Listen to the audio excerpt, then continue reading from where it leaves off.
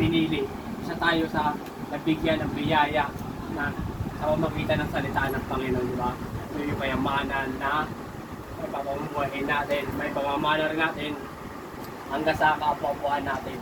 Ito yung salita ng Panginoon, yung pananampalataya natin na may pamamana natin sa generation, di ba? Na higit yun sa material na mas nagbibigay ito ng ng importante, di ba? Kaya manang, di ba, binibigay ng importante, di ba? Tinatago. Pero, di ba, madalas nananakaw pa, di ba? Yung mga mana na pang-material lang. Pero, namana sa atin, nasandaan ng Panginoon para ng pantaya. Ito, hindi ito mananakaw dito. Kaya kapala tayo, may kagalakan tayo. Dahil, ang katulad ng salita ng Panginoon, katulad ng kaharian, palangit. Wala na ako. Amen. Thank you, Lord. Paano ito? Ang nahukay niya yung kayamanan sa pansanlibutan.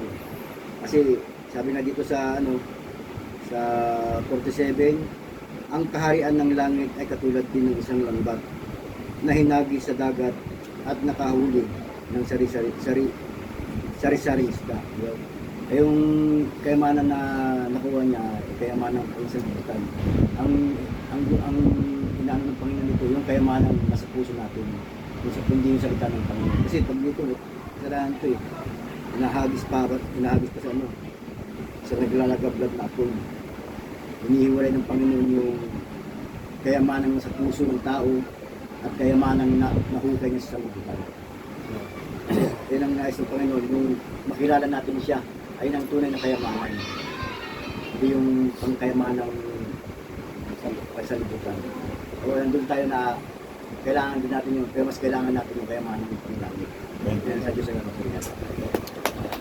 Yung kayamanan ng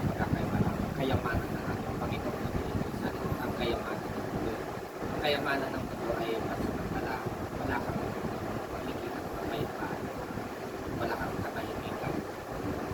Pero ang kayamanan ng Panginoon buti pa salita binibigay sa atin.